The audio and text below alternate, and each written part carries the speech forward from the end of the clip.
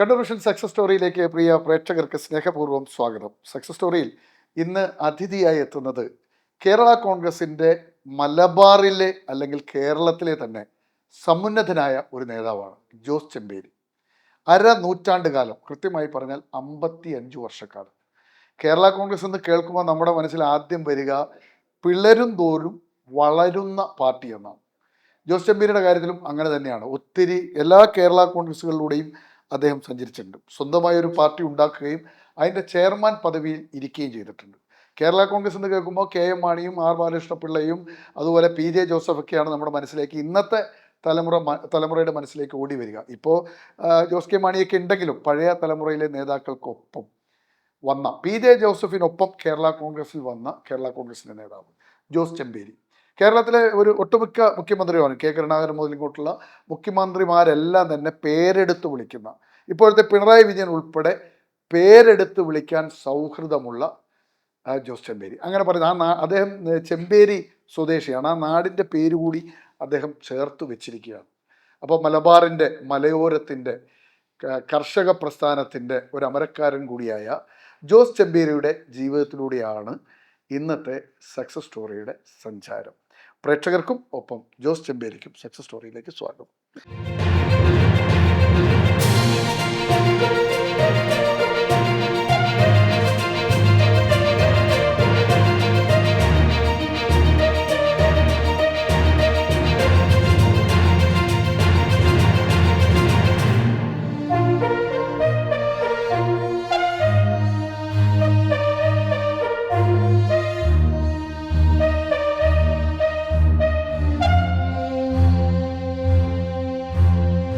ജോസ് ചെമ്പേരി, നമ്മൾ ഈ പുതിയ തലമുറക്ക് അറിയില്ലല്ലോ പഴയ തലമുറയിലെ നേതാക്കൾ കടന്നു വന്ന വഴികൾ.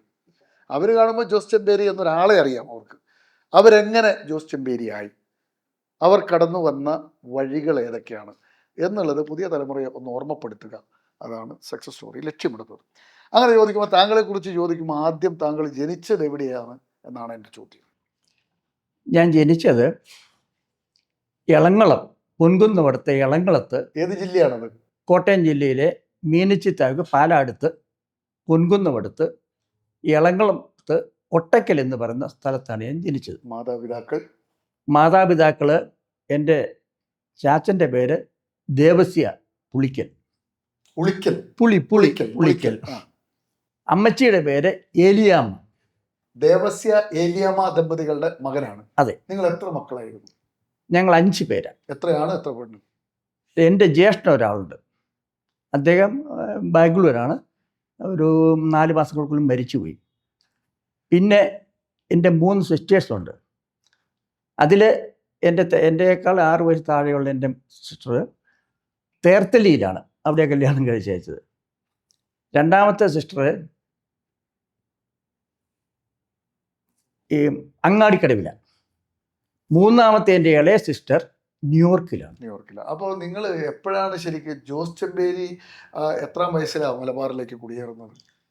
എനിക്ക് 4 വയസ്സുള്ളപ്പോൾ ചെമ്പേരിയിലേക്ക് വന്നു. എന്താണ് അതിൻ്റെ സാഹചര്യം? എന്താണ് ജോലി ചെയ്തിരുന്നത് മാതാപിതാക്കൾ? നാട്ടിലെ കൃഷിയായിരുന്നു. അത് കഴിഞ്ഞ് എന്തായിരുന്നു നാട്ടിലെന്നുണ്ടായിരുന്ന കൃഷി? നാട്ടിലെ എന്ന് പറഞ്ഞാൽ എൻ്റെ വെല്ലിച്ചായനായിട്ട് പാലക്കാട്ടേക്കാണ് പോയത്. പാലക്കാട് വടക്കഞ്ചേരി. അപ്പോൾ ആ കാലത്ത് പാലക്കാട് അതികഠിനമായ ചൂടാണ്. എൻ്റെ ജ്യേഷ്ഠനെ അവിടെ നിന്ന് പ്രസവിച്ചു, കുഴപ്പമില്ലാതെ രക്ഷപ്പെട്ടു. അപ്പം എൻ്റെ ഒരു സമയമായപ്പോൾ ഗർഭിണിയായിരിക്കുന്ന ആ സമയത്ത് അമ്മച്ചിയുടെ ശരീരമെല്ലാം അങ്ങോട്ട് ചുട്ട് വല്ലാത്ത അങ്ങോട്ടൊരു ആ ചൂടിൻ്റെ കൂടെ ഒരു അവസ്ഥ. പാലക്കാട് ജില്ലയിലെ ചൂട് അന്ന് ഭയങ്കര ചൂടാണ്. ഇപ്പോഴത്തെ ചൂടൊന്നുമല്ല എന്നാണ് പറയുന്നത്. ഇപ്പം എൻ്റെ അമ്മച്ചിയുടെ ആങ്ങള അവിടെ വന്നു, അങ്ങോട്ട് കൂട്ടിക്കോട്ട് വരാട്ടെ, പ്രസവത്തിന് കൂട്ടിക്കോട്ടായിട്ട് വന്നു. ആ ബീച്ചെല്ലാം കണ്ടപ്പോൾ അവിടെ കൂട്ടിക്കൊണ്ട് പ്രസവമെല്ലാം കഴിഞ്ഞ് പിന്നെ ചാച്ചനോട് പറഞ്ഞു, ഒരു പ്രസവമെല്ലാം കഴിഞ്ഞ് തിരിച്ചു പോകേണ്ടൊരു സമയമുണ്ടല്ലോ. ചാച്ചനോട് പറഞ്ഞു, അങ്ങോട്ട് ഇനി പോകണ്ട, ഈ കൊച്ചിനെ കൊണ്ട് ഇനി പോയാൽ ബുദ്ധിമുട്ടായിരിക്കും. ഒരു കാര്യം ചെയ്യും, എളിയന് ചെമ്പേരിക്കൂ, അവിടെ കൊട്ടാരത്തിക്കാർ കുറേ സ്വന്തക്കാരുണ്ടല്ലോ, അങ്ങോട്ട് പോകാൻ പറഞ്ഞു. കണ്ണൂർ ജില്ലയിലെ. അതെ. അങ്ങനെ ചാച്ചനായിട്ട് പാലക്കാടായിരുന്നു ചാച്ചൻ. അത് കഴിഞ്ഞ് പാലക്കാട് നിന്ന് ചെമ്പേരിയിലേക്ക് വന്നു, വടക്കഞ്ചേരിയിൽ നിന്ന്. 4 വയസ്സ് വരെ ഞാൻ അവിടുത്തെ എൻ്റെ അമ്മ വീട്ടിൽ കോട്ടയത്ത്. ഈ 4 വയസ്സിന് ശേഷമാണ് ഞാനും അമ്മച്ചിയെല്ലാം കൂടെ ചെമ്പേരിലേക്ക് വരുന്നത്. ചാച്ചൻ അതിന് മുമ്പേ അതുവരെ ചാച്ചൻ വന്ന ചാച്ചൻ്റെ ഒത്തിരി സ്വന്തക്കാരുണ്ട്. ആ. അങ്ങനെ കുറച്ച് സ്ഥലമൊക്കെ എടുത്ത് അങ്ങനെ കൃഷിയും കാര്യങ്ങളൊക്കെ. എന്താണെന്ന് കൃഷി ചെയ്തിരുന്നത്? അന്ന് കൃഷി എന്ന് പറഞ്ഞാൽ അന്നത്തെ കാലത്ത് ഈ പുനഃകൃഷിയല്ലേ, വിത്ത് പാകുക. അതിനെന്താ പുനഃകൃഷി? ആ പുനഃകൃഷി എന്താ പറഞ്ഞത്? പുനം. എന്താ വിത്ത്? എന്തിന്റെ വിത്തുകളൊക്കെ? അത് നെൽവിത്ത്. ആ കൂടെ തുവരയിടും. അതാണത്തെ ഒരു കൃഷി. പിന്നെ കപ്പ, വേറെ നാണ്യവിളകളൊന്നുമില്ല. പിന്നെ ചേമ്പ്, ചേന, അങ്ങനെയുള്ള നടുതൽ സാധനങ്ങളൊക്കെ. ഇതൊക്കെയാണ് അന്നത്തെ കൃഷി എന്ന് പറയുന്നത്. ഈ 4-ാം വയസ്സിൽ കോട്ടയത്ത് നിന്ന് മലബാറിലേക്ക് വരുന്നത് ഏത് വർഷമായിരിക്കും അത്? വർഷം എന്ന് പറഞ്ഞാൽ 72 വർഷം മുമ്പെന്ന് പറയുമ്പോൾ വർഷം ഏതായിരിക്കാം? 72 വർഷം മുമ്പ്. എനിക്കിപ്പം ഞാൻ ഇവിടെ 72 വർഷമായി. അല്ല, നിങ്ങൾക്ക് 4 വയസ്സിൽ 70 വയസ്സായി. നിങ്ങൾക്ക് 70. ആ 4-ാം വയസ്സിൽ വന്ന ഓർമ്മയുണ്ടോ ഇങ്ങോട്ടേക്ക്? എങ്ങനെയാ വന്നത്? അന്ന് വന്നത് ട്രെയിനിലാണെന്നാണ്. അന്ന് എല്ലാവരും ട്രെയിനിലാണ് വരുന്നത്. ട്രെയിൻ എന്ന് പറഞ്ഞാൽ ഒറ്റ വണ്ടി ട്രെയിൻ, മലബാർ എക്സ്പ്രസ്. അതന്ന് പുറപ്പെടുന്നത് കൊച്ചിയിലാണ്. അപ്പം അതിന് ആലുവായി വന്ന് തിരുവനന്തപുരത്തല്ല, തിരുവനന്തപുരത്ത് 76 പോലാണ് തിരുവനന്തപുരത്തായത്. അപ്പം അന്ന് ആലുവായി വന്ന് ഉള്ള ചട്ടിയും പാത്രമൊക്കെ ആയിട്ട് ആണ് നമ്മുടെ കുടിയേറ്റക്കാർ മീനച്ചി താലൂക്കിൽ ഇങ്ങോട്ട് വന്നത്. കണ്ണൂരാണോ വന്നിറങ്ങുക? കണ്ണൂരല്ല, കണ്ണൂർ വന്നിറങ്ങിയിട്ട് വളവട്ടണത്ത് നിന്ന് രണ്ട് രീതിയുണ്ട്. കണ്ണൂരിൽ നിന്ന് നേരെ തളിപ്പറമ്പിൽ ചെന്ന്, തളിപ്പറമ്പിൽ ഒരു വാനമറ്റേ ഉള്ളൂ. അവിടുന്ന് ഒരു വാനമറ്റേ ഉള്ളൂ. അത് വേറെ പാലം ഉണ്ടോ? പാലം വന്ന് പഴയ പാലം. അപ്പം അതിലേ പോയിട്ട് അങ്ങനെ നടന്നു കിടന്ന് പോയ കുട്ടയേറെ ചേട്ടന്മാർ, ഈ കുടിയേറ്റക്കാർ, അവരിങ്ങനെ ഒടുവള്ളി കഴിഞ്ഞ് ആലക്കോട്, അങ്ങനെ ആ ഭാഗത്തോട്ട്, മണക്കട്, ഉദയഗിരി, ആ ഭാഗത്തോട്ട് പോയി. അതേസമയം കുറച്ച് ആളുകൾ ഈ വളവട്ടിൽ നിന്ന് ബോട്ട് കയറി ചെങ്കളായി വന്നിറങ്ങി. ചെങ്കളായിക്ക് അന്ന് ബോട്ടുണ്ട്. പുഴയിൽ ഇഷ്ടം പോലെ. ശ്രീകണ്ഠാപുരത്തിനടുത്ത് ചെങ്കളായി വരെ വരുള്ളൂ. ചെങ്കളായിൽ നടന്ന് ചേപ്പറും പാറ വഴി ചെമ്പേരിയിലും എത്തിയവരാണ്. പിന്നീട് അങ്ങോട്ട് മലയോരങ്ങളിലേക്ക് അരീക്കവല, അങ്ങനെ കുടിയാവലെല്ലാം പോയി. താങ്കൾ വരുന്ന കാലത്തുള്ള യാത്രയിൽ എങ്ങനെയാ? ഞാൻ വരുന്ന കാലത്ത് ഒരു ഒരു വാനുണ്ടെന്നാ തോന്നുന്നത്. തെക്കടുത്ത് പാപ്പൻചേട്ടൻ എന്ന് പറയുന്ന ആൾക്ക്, പാപ്പൻചേട്ടൻ എന്ന് പറയുന്നത് എല്ലാം നാട്ടിൽ നിന്ന് വന്ന ആള്. ചെമ്പേരിക്കാരൻ. ഇതെല്ലാം എന്ന് പറഞ്ഞാൽ സമ്പന്നമായ മീനച്ചിലാറിൻ്റെ തീരങ്ങളിൽ നിന്നും ഒരു കാലത്ത് കൂടുതൽ അധ്വാനിക്കാനും കൂടുതൽ അധ്വാനിച്ച് പണം ഉണ്ടാക്കാൻ വേണ്ടി വന്ന സാഹസികമായ ഒരു ജനതയാണ് ഈയുടെ ചരിത്രമാണ് ഈ കുടിയേറ്റം എന്ന് പറയുന്നത്. ഈ മീനച്ചിലാറ് സമ്പന്നമായ എന്താണ് ഈ മീനച്ചിലാർ എങ്ങനെ സമ്പന്നമായി? മീനച്ചിലാറിന്റെ തീരം എന്ന് പറഞ്ഞാൽ അതിസമ്പുഷ്ടമാണ്. അവിടെ എന്ത് കൃഷി ചെയ്താലും ഇരട്ടി വിളവാണ്. അത്രയും സൗകര്യമുള്ള സ്ഥലത്ത് വന്നതെന്ന് പറഞ്ഞാൽ ഇന്നത്തെ പോലെ അല്ലല്ലോ. ഒരു വീട്ടിൽ 8-10 പിള്ളേരല്ലേ ഉള്ളത്. ഇവർക്ക് എല്ലാം കൂടെ വീതം വെച്ച് കൊടുക്കാനുള്ള സ്ഥലമുണ്ടോ? അപ്പം അതിലെ കുറച്ച് പേര് ഇങ്ങോട്ട് പോകും. ഇവിടെ വന്നു കൂടുതൽ സ്ഥലം കിട്ടി, അധ്വാനിച്ചു. ചെറിയ അധ്വാനമൊന്നുമില്ല. ചാച്ചനും അമ്മച്ചിയും നിങ്ങളോടങ്ങുന്ന കുടുംബം ചെമ്പേരിയിൽ എവിടെയാണ് ആദ്യം താമസിച്ചത്? ചെമ്പേരിയിലെ പൈറ്റിയാൽ എന്ന് പറയുന്ന സ്ഥലത്ത്. പൈറ്റിയാൽ, അതായത് പള്ളിയുടെ അവിടെ നിന്ന് ഒരു കിലോമീറ്റർ. പള്ളിയുണ്ട്. അവിടെ എന്താണ് സ്ഥലം കിട്ടിയതെന്ന്? കാടും പ്രദേശമാണോ? അത് കാട് പ്രദേശം. എന്നിട്ട് എങ്ങനെയാ നിങ്ങളുടെ ഓർമ്മയിലെ ആദ്യകാലത്തെ? അത് ഞാൻ വന്നപ്പോഴത്തേനും ചാച്ചനൊക്കെ വെട്ടിത്തെളിച്ചല്ലോ. എനിക്ക് അതിനെ കുറിച്ച് വലിയ നിശ്ചയമില്ല. വെട്ടിത്തെളിച്ച് അവിടെ ഒരു ചെറിയ വീടൊക്കെ ഉണ്ടാക്കി. വീടെന്ന് പറഞ്ഞാൽ ഓടൊന്നുമില്ല, ഓലപ്പരയിലേക്കാണ് നിങ്ങളും? അതെ. അതുകൊണ്ട് അന്ന് വെട്ടിത്തെളിച്ച കാര്യം എനിക്കറിയത്തില്ല. പക്ഷെ എനിക്കറിയാം ചെമ്പേരിലേക്ക് വന്ന ആദ്യത്തെ കുടിയേറ്റം എന്ന് പറയുന്നത് ഈ പുളിക്കല്, ഞങ്ങളെല്ലാം അപ്പാപ്പനെന്ന് വിളിക്കുന്നത് കുഞ്ഞുഞ്ഞേട്ടനാണ് ആദ്യം. അതിന് പിന്നാലെ കൊട്ടാരത്തിൽ ഔസേപ്പേട്ടൻ എന്ന് പറഞ്ഞ് ഒരാളുണ്ട്, എൻ്റെ ഒരു അമ്മാവനായിട്ടിരുന്നു.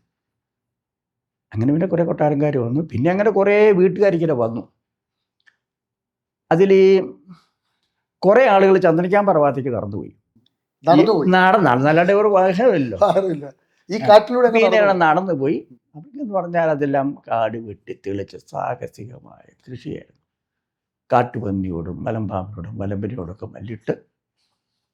അതിൽ എൻ്റെ ഒരു അമ്മാവൻ കൊട്ടാരത്തിൽ ഔസേപ്പേട്ടൻ എന്ന് പറഞ്ഞ ആളുടെ ഭാര്യ അരിക്കമലയായിരുന്നു അന്ന് താമസിച്ചവർ. അദ്ദേഹത്തിൻ്റെ ഭാര്യ എന്ന് അമ്മായി മരിച്ചുപോയി. മരിച്ചത് ഈ മലമ്പനി വിട്ട്. എന്നിട്ട് സ്വന്തം ഭാര്യയെ കുഴികുത്തി സ്വന്തമായി അടക്കിയ ഒരു വലിയ മനുഷ്യനാണ്. വേറെ ആരുമില്ല, വേറെ അടുത്ത ആരെങ്കിലും വേണ്ടേ? അന്ന് ഒരു വയസ്സോട്ട് കയറിയാൽ പിന്നെ അവിടെ വേറെ ആരും ഇല്ലല്ലോ. പിന്നെ അദ്ദേഹം ചെമ്പേരിയിലേക്ക് വന്നു. ഈ ഭാര്യനെ കുഴിച്ചിട്ട് അതിനുശേഷം അദ്ദേഹം ചെമ്പേരിയിലേക്ക് വന്നു. ചെമ്പേരിക്ക് രണ്ടാമതൊരു കല്യാണം കഴിച്ചങ്ങനെ. മലമ്പനി വന്ന വേറെ സംഭവത്തിന് മരണം തന്നെയാണ്. അതിലെ 2-3 കുട്ടികളും ഉണ്ടായിരുന്നു. അവരെല്ലാവരും ഉണ്ട്. അതിലെ 1-2 മരിച്ചുപോയി. അങ്ങനെയൊക്കെ ഒരു സാഹസികമാണ്. നിങ്ങൾ വരുമ്പോൾ 4 വയസ്സിൽ വരുന്നു. അവിടെ കുടില് കെട്ടി, ചാച്ചനപ്പോഴത്തേക്ക് കുടില് കെട്ടി. നിങ്ങളെല്ലാം എത്ര മക്കളാന്ന്? നിങ്ങൾ 5 പേര് ഒരുമിച്ച്? ഇല്ല, എൻ്റെ ചേട്ടൻ പാലക്കാട് തന്നെയാണ് വന്നത്. അപ്പൊ നിങ്ങളും ബാക്കി 3 പേരും, 4 പേര് ഒരുമിച്ച് ആ കൂരയിൽ താമസം തുടങ്ങി. അവിടെ കൃഷി ഇറക്കി, അവിടെ ജീവിതം തുടർന്നു. ചാച്ചനും അമ്മച്ചിയും ജോലിയും നിങ്ങൾ സഹായിക്കും. അങ്ങനെയായിരുന്നു? സഹായമൊക്കെ കണക്കാ. പിന്നെ സ്കൂളിലൊക്കെ പോകണ്ടായി. സ്കൂളിൽ എത്ര വയസ്സിൽ ചേർന്നു? സ്കൂളിൽ എനിക്ക് വന്നത് അന്ന് 6-ാം വയസ്സിലാന്ന് തോന്നുന്നു. 5 വയസ്സല്ല, 6-ാമത്തെ വയസ്സിലാണ്. ഏത് സ്കൂളിലാണ്? ചെമ്പേരി സ്കൂളിൽ ചേർന്നു. പിന്നെ ചെമ്പേരി തന്നെയായിരുന്നു പഠനം. പ്രൈമറി വിദ്യാഭ്യാസ കാലമൊക്കെ ഭക്ഷണവും സ്കൂൾ ജീവിതമൊക്കെ എങ്ങനെ ഓർമ്മ? അതൊക്കെ വീട്ടിൽ നിന്ന് ഇങ്ങനെ ചൂറ്റുപാത്രത്തിൽ കൊണ്ടുപോകും. ആദ്യം ചൂറ്റുപാത്രം ഇല വാട്ടിയാണ് കൊണ്ടുപോകുന്നത്. പിന്നീട് ചൂറ്റുപാത്രമായി. പക്ഷേ ഈ ചൂറ്റുപാത്രത്തിൽ കൊണ്ടുവന്നതിന് രുചി ഈ വാട്ടിയ ഇലയിൽ നമ്മൾ കൊണ്ടുപോകുന്ന ചോറും അതങ്ങോട്ട് അഴിക്കുമ്പോൾ പ്രത്യേക രുചിയാണ്, പ്രത്യേക ഗന്ധവും.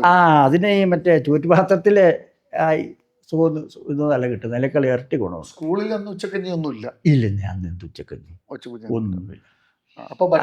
അന്ന് പിന്നെ ഒരു കാലത്ത് എനിക്ക് ഓർമ്മയിൽ ഈ അമേരിക്കക്കാരുടെ കുറേ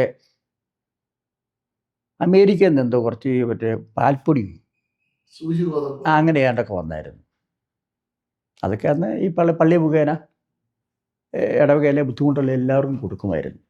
വേറെ ഒന്നുമില്ല.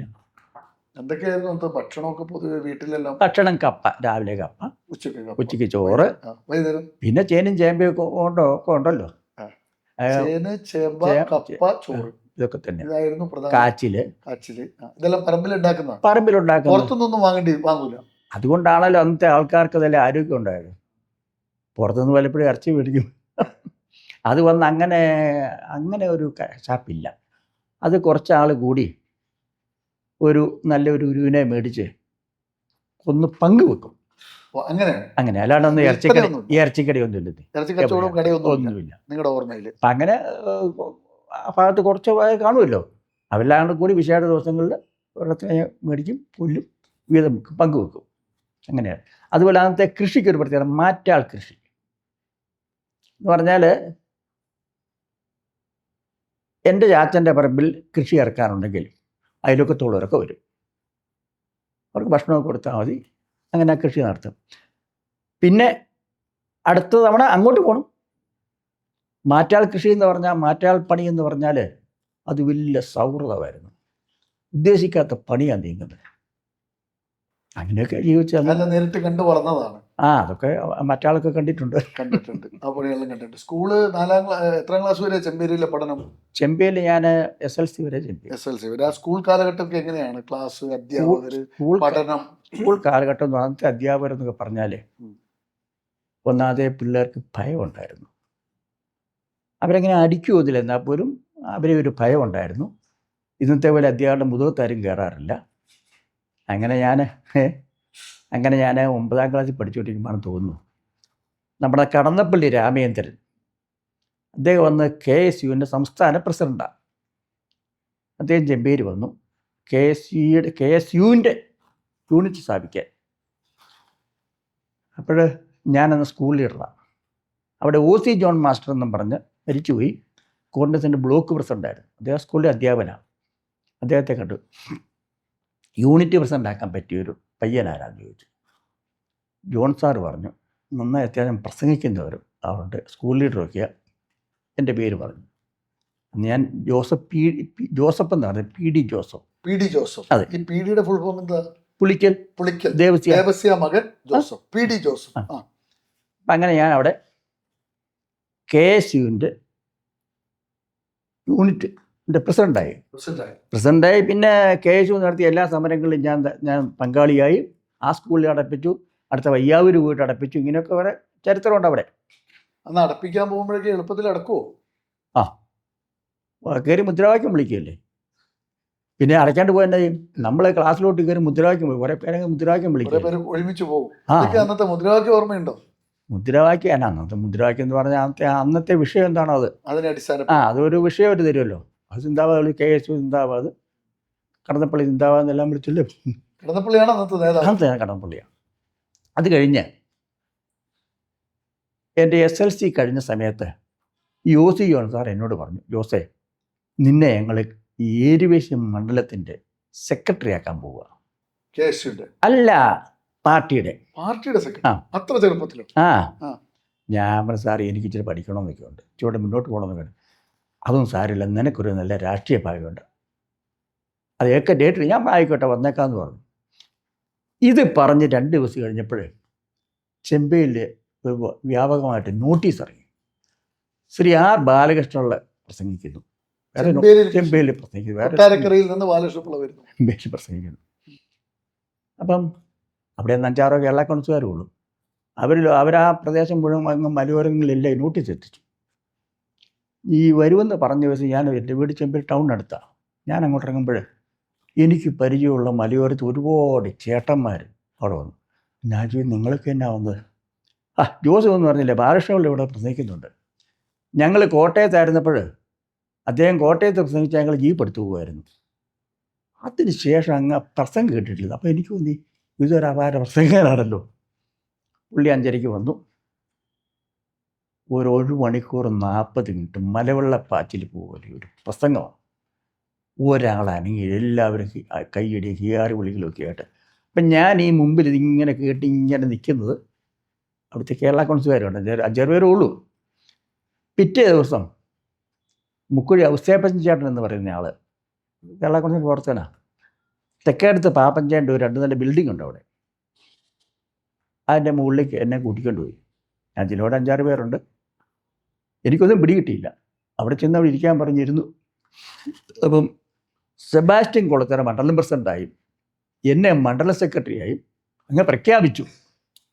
ചോദ്യമൊന്നുമില്ല. അല്ല, എനിക്ക് എന്തായാലും ബാലകൃഷ്ണപിള്ളയുടെ പ്രസംഗമൊക്കെ ഇഷ്ടപ്പെട്ടായിരുന്നു. അങ്ങനെ ദിവസങ്ങളുടെ വ്യത്യാസത്തിൽ കോൺഗ്രസിൻ്റെ ഏരുവേശ്യം മണ്ഡലം പ്രസിഡൻ്റാകാൻ ഞാൻ കേരള കോൺഗ്രസിൻ്റെ മണ്ഡലം പ്രസിഡൻ്റായി. തുടക്കം കോൺഗ്രസിൽ, KSUവിൽ. കോൺഗ്രസിൽ പ്രവർത്തിച്ചില്ല. കോൺഗ്രസിൽ പ്രവർത്തിക്കേണ്ട അവസരം വന്നപ്പോൾ കേരള കോൺഗ്രസ് ആയി മാറി. അങ്ങനെ കേരള കോൺഗ്രസ് ബി ഉണ്ട്. അന്ന് കേരള കോൺഗ്രസ് M ആണ്. കേരള മെമ്മുമില്ല, ഒന്നേ ഉള്ളൂ അന്ന്. KM George chairman, R Balakrishna Pillai general secretary, KM Mani general secretary. അന്ന് ഒറ്റ കേരള കോൺഗ്രസ്. അങ്ങനെ അവിഭക്ത കേരള കോൺഗ്രസ്, ഒറ്റ കേരള കോൺഗ്രസ് ഉള്ളൂ. അതിനകത്താണ് താങ്കൾ ആദ്യം ചേരുന്നത്. അപ്പൊ ചരിത്രം മുഴുവൻ അറിയാവുന്ന ആളാണ്. അതെ അതെ. അങ്ങനെ ചേർന്നു. എന്നിട്ട് ഒരുപക്ഷെ ഞാൻ കോൺഗ്രസിലായിരുന്നെങ്കിൽ പണ്ടേ MLA പണ്ടേ പലതും ആകുമായിരുന്നു. പക്ഷെ കേരള കോൺഗ്രസിനുള്ള സാധ്യതകളുണ്ടായിരുന്നു. അന്ന് മലയോരം മുഴുവൻ കേരള കോൺഗ്രസ് എന്ന് പറഞ്ഞില്ല. അന്ന് ഒന്ന് തപ്പി നോക്കണം, അതുപോലെയുള്ള അവസ്ഥയായിരുന്നു അന്ന്. പിന്നെ അത് കേരള കോൺഗ്രസ് അങ്ങ് വളർന്നു. പിന്നെ കോളേജ് സമരം വന്നു. AK ആൻ്റണിയുടെ ഷെഡ് കോളേജ് കൊണ്ട് ആയിട്ട് AK ആൻ്റണി വരുന്നു. അപ്പോൾ അതിനെ എതിർത്തുകൊണ്ട് KM ജോർജും KM മാണിയൊക്കെ രംഗത്ത് വരുന്നു. മാത്രമല്ല കടങ്ങൂർ ഗോപാലകൃഷ്ണപിള്ള അന്ന് NSSൻ്റെ ജനറൽ സെക്രട്ടറിയാണ്. NSSും എന്ന് പറയുന്ന നായർ സമുദായം ക്രിസ്ത്യൻ സമുദായം കൂട്ടി അതിനെ ശരിക്കും പരാജയപ്പെടുത്തുന്നു. അങ്ങനെ ഒക്കെ ഒരുപാട് ഈ സ്കൂളിൽ അന്നേരം 10ാം ക്ലാസ് കഴിഞ്ഞോ? അത് കഴിഞ്ഞു. പിന്നെ കസാല കഴിഞ്ഞു. അത് കഴിഞ്ഞ് പിന്നെ പ്രീ ഡിഗ്രിക്ക് ചേർന്നു. അത് ചേർന്നത് തളിപ്പുറം പാല. അതങ്ങനെ അതങ്ങോട്ട് വലിയ തോതിലൊന്നും പിന്നെ മുഴുവൻ കഴിഞ്ഞില്ല. 10ാം ക്ലാസ് വരെയുള്ള സമരത്തിൽ സംഘർഷമൊക്കെ ഉണ്ടായിട്ടുണ്ടോ? ഒന്നുമില്ല. ചെന്ന് മുദ്രാവാക്യം വിളിക്കുമ്പോഴത്തേനും എല്ലാവരും സ്കൂൾ അടയ്ക്കും.